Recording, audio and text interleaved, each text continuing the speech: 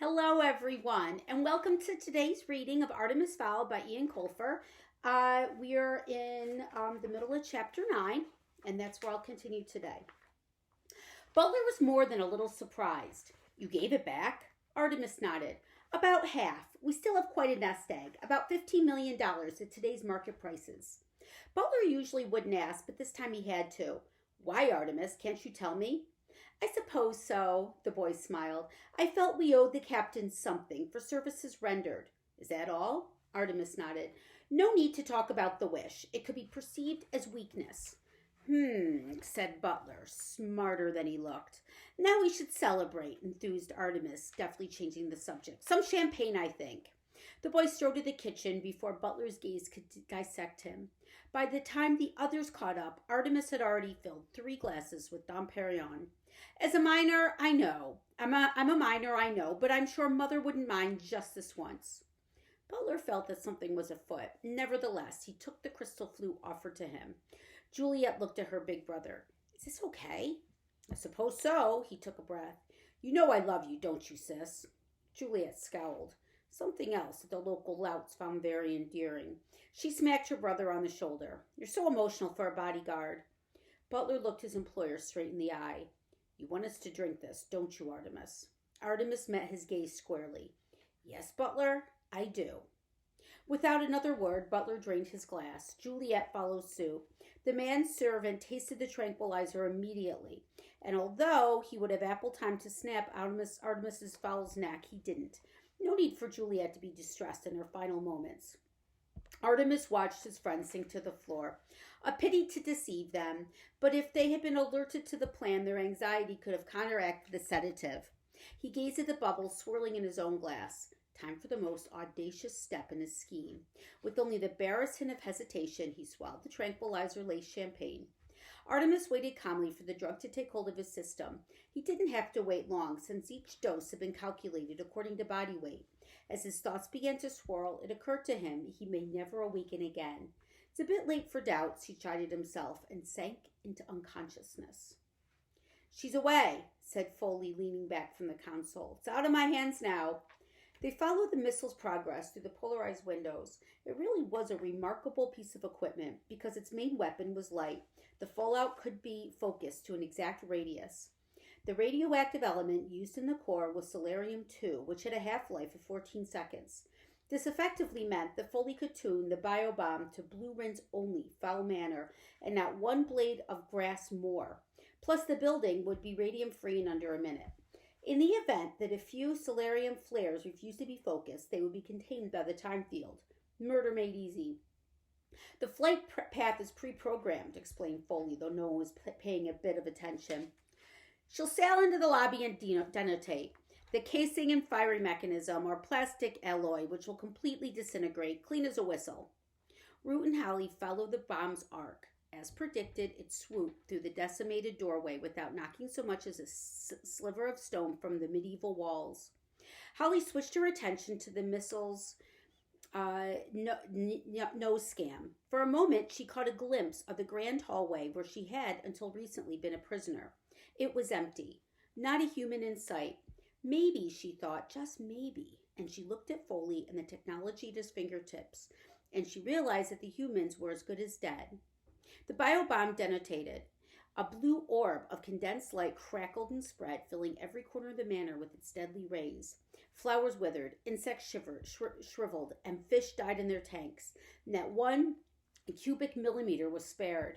Artemis and his cohorts could not have escaped. It was impossible. Holly sighed, turning away from the already dwindling blue rinse. For all his grand designs, Artemis had been a mere mortal in the end, and for some reason she mourned his passing. Root was more pragmatic. Okay, suit up, full blackout gear. It's perfectly safe, said Foley. Didn't you ever listen in school? The commander snorted. I trust science about as far as I could throw you, Foley. Radiation has a habit of hanging around when certain scientists have assured us it has dissipated. No one steps outside the unit without blackout gear, so that counts you out, Foley. Only bipedal suits. Anyway, I want you on monitors, just in case. In case of what? Wondered Foley, but he didn't comment. Save it for and I told you so later. Root turned to Holly. You ready, Captain? Going back in, the idea of identifying 3 cadavers did not appeal to Holly, but she knew it was her duty. She was the only one with first-hand knowledge of the interior. Yes, sir, on my way. Holly selected a blackout suit from the rack, pulling it over her jumpsuit. As per training, she checked the gouge before tugging on the vulcanized cowl. A dip in pressure would indicate a rip, which could prove fatal in the long term. Root lined up the intersection team at the perimeter. The remains of Retrieval 1 were about as eager to insert themselves into manner as they would be to juggle Atlantean stink balloons. You're certain the big one's gone? Yes, Captain Kelp, he's gone, one way or another. Trouble wasn't convinced. Because that's one mean human. I think he has magic of his own. Corporal Grubb giggled and got an immediate clip on the ear for himself. He muttered something about telling Mommy and quickly strapped on his helmet. Root felt his complexion redden. Let's move out. Your mission is to locate and recover the bullion. Watch for booby traps. I didn't trust Fowl when he was alive, and I definitely don't trust him now that he's dead. The word booby traps got everyone's attention. The idea of a bouncing Betty anti-personal mine exploding at head height was enough to dispel any nonchalance in the troops. No one built weapons of cruelty like the Mudmen. As the junior recon officer, Holly was on point, and even though there weren't supposed to be any hostiles in the manor, she found her gun hand automatically straying to the Neutrino 2000. The mansion was eerily quiet, with only the fizzle of the last few solarium flares to elevate the stillness. Death was there, too, in the silence. The manor was a cradle of death. Holly could smell it. Behind those medieval walls lay the bodies of a million insects, and under its floor the cooling corpses of spiders and mice. They approached the doorway tentatively. Holly swung the area with an X-ray scanner. Nothing under the flagstones but dirt and a nest of dead money spiders. Clear, she said into her microphone. I'm going in. Foley, have you got your ears on? Right there with you, darling, came the centaur. Unless you step on a landmine, in which case I'm way back in the operations room. Are you getting any thermals? Not after a blue rinse. We have residue heat signatures all over the place. Mostly selenium flares. It won't calm down for a couple of days. But no radiation, right? That's right. Root snorted in disbelief. Over the headsets, it sounded like an elephant sneezing. It looks like we're going to have to sweep the house the old-fashioned way, he grumbled. Make it quick, advised Foley. I give it 5 minutes tops before Fowl Manor rejoins the world at large. Holly stepped through what used to be the doorway. The chandelier swung gently from the concussive force of the missile's detonation, but otherwise everything was as she remembered it. The gold is downstairs, in my cell. Nobody answered, not in words. Someone did manage a retch, right into the microphone. Holly spun around. Trouble was doubled over, clutching his stomach. I don't feel so good, he groaned, a tad unnecessarily, considering the pool of vomit all over his boots. Corporal Grubb took a breath, possibly to utter a sentence containing the word mommy.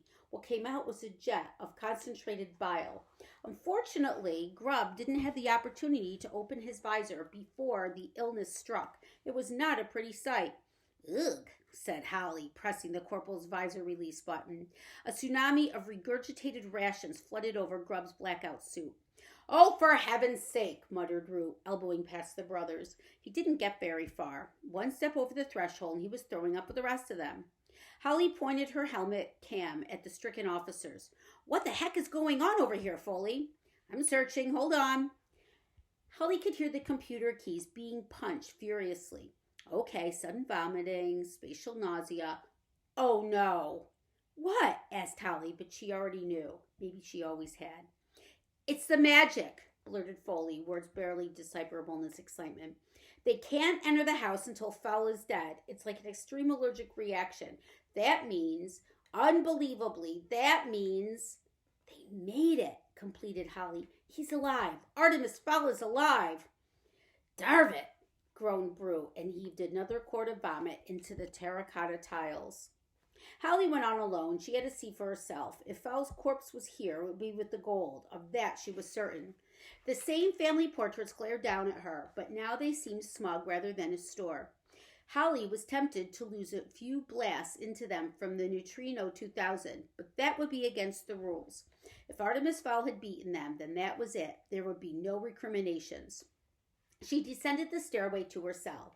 The door was still swinging slightly from the biobomb concussion. A solarium flare ricocheted around the room like a trap bolt of blue lightning. Holly stepped inside, half afraid of what she might or might not see. There was nothing. Nothing dead, at any rate, just gold. 200 ingots, approximately, piled on the mattress of her cart. Nice, neat military rows. Good old Butler, the only human ever to take on a troll and win. Commander, are you receiving? Over. Affirmative, Captain. Body count? Negative on the body, sir. I found the rest of the ransom. There was a long silence. Leave it, Holly. You know the rules. We're pulling out. But, sir, there must be a way. Folly broke in on the conversation. But nothing, Captain. I'm counting down the seconds until daylight here, and I don't like our odds if we have to exit at high noon. Holly sighed. It made sense. The people could choose their exit time as long as they left before the field disintegrated. It just galled her to think that they'd been beaten by a human, and an adolescent human at that.